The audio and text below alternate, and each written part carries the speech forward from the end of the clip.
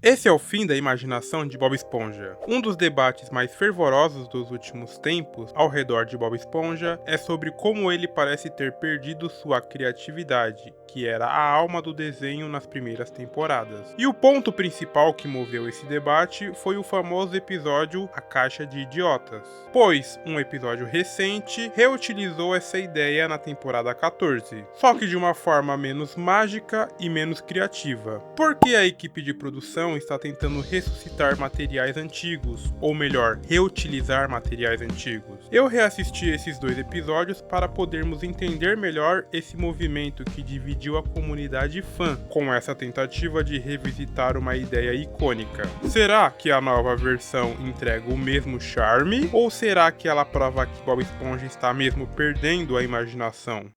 A genialidade da Caixa de Idiotas. Lançado em 2002, a terceira temporada trouxe consigo um episódio chamado de A Caixa de Idiotas. Esse sendo um daqueles episódios que definem o que é Bob Esponja. A premissa é absurdamente simples. Bob Esponja e Patrick encontram uma caixa de papelão e, com o poder de sua imaginação, transformam ela no brinquedo mais incrível do mundo. Enquanto isso, Lula Molusco, o eterno rabugento, acha tudo isso uma idiotice. O que faz esse episódio tão especial é como ele captura a essência da infância. Quem nunca pegou uma caixa de papelão e imaginou que era uma nave espacial, ou um castelo, ou até mesmo um submarino? A genialidade está nos detalhes que eles exploram. Lula Molusco vê apenas algo descartável. Ele, com sua visão de adulto, sem tempo para bobagens, vendo apenas como lixo. Já Bob Esponja e Patrick criam um universo. Os dois amigos, por outro lado, veem naquele simples objeto tudo o que eles precisavam para viver as mais épicas aventuras, que vão desde corridas de carro a batalhas espaciais. Tudo isso sem nunca sair da caixa. E isso traz consigo um humor não visto, que seria o espectador nunca ver as aventuras de fato, só ouve os sons e as vozes exageradas de Bob Esponja e Patrick. Tudo isso descrevendo o que está acontecendo. Isso deixa não só a imaginação da dupla, mas a imaginação do público correndo solta, o que é simplesmente brilhante, com o episódio tendo uma sequência perfeita. Lula tenta entender o que está acontecendo e fica cada vez mais frustrado, e o episódio vai construindo essa tensão ao redor disso. O ápice é o final, quando Lula Molusco, desesperado para entender a mágica da caixa, entra nela, só que para ser levado pelo caminhão de lixo. É uma piada que mistura um humor físico com uma crítica sutil à falta de imaginação dos adultos. Esse equilíbrio entre simplicidade e profundidade é o que faz a Caixa de Idiotas ser lembrada como um dos melhores episódios da série. Outro detalhe genial é a trilha sonora e os efeitos especiais. Eles utilizam efeitos sonoros exagerados, como explosões ou motores, contrastando com o silêncio da caixa vazia, quando Lula Molusco olha dentro dela. Isso reforça o tema da imaginação e faz o humor funcionar sem precisar de diálogos complexos ou imaginações alucinantes, que vemos nesses desenhos dinâmicos de hoje em dia. O problema da caixa do Lula. Agora vamos para a temporada 14. O episódio A Caixa Lula Boboca tenta trazer de volta a ideia da Caixa de Idiotas, mas algo se perde no caminho. A premissa parece promissora, mesmo reutilizando uma ideia que teve início, meio e fim nesse episódio clássico. Bob Esponja e Patrick encontram uma caixa e tentam convencer Lula Molusco a entrar na brincadeira. Mas, ao invés de repetir a fórmula do original, o episódio toma um rumo completamente diferente.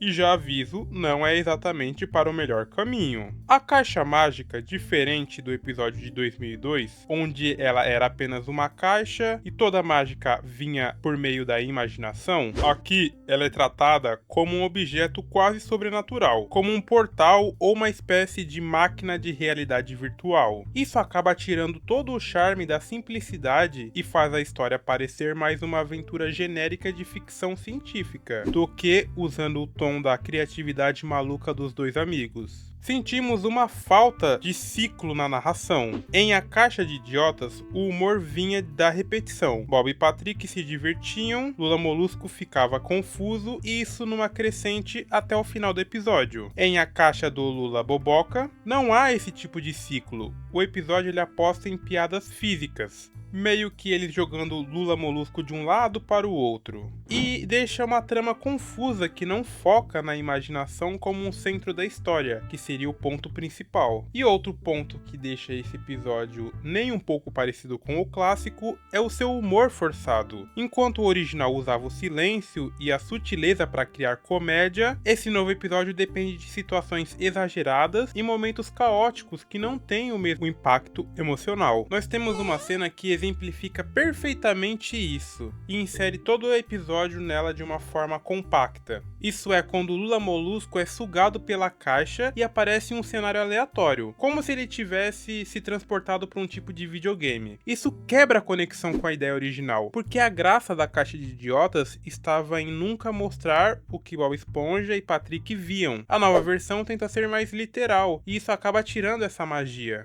Continuidade. Outro ponto que incomoda muito é a questão da continuidade. No final do episódio da Caixa de Idiotas, a caixa é destruída no lixão, o que dá um fechamento perfeito para a história, como eu disse anteriormente, tendo um começo, meio e fim. Mas, em A Caixa do Lula Boboca, essa caixa simplesmente reaparece. O episódio dá a impressão de que está tentando desesperadamente mirar na nostalgia sem respeitar a história original, apenas para poder capitalizar em cima disso. Isso, de forma geral, deixa os fãs com a sensação de que os roteiristas estão apenas reciclando ideias sem ter o devido cuidado. Porque assim, na minha opinião, quem nunca viu o episódio clássico até que curtiria esse novo episódio da Caixa do Lula Boboca, porque essa ideia em si da caixa é algo bem interessante. Porém, se você já assistiu ao episódio clássico, você pode enxergar esses 11 minutos do novo episódio como uma ofensa de mau gosto, porque se for para reciclar a ideia e dar um tom desse, é melhor deixar essa ideia esquecida no vazio, quando funciona bem.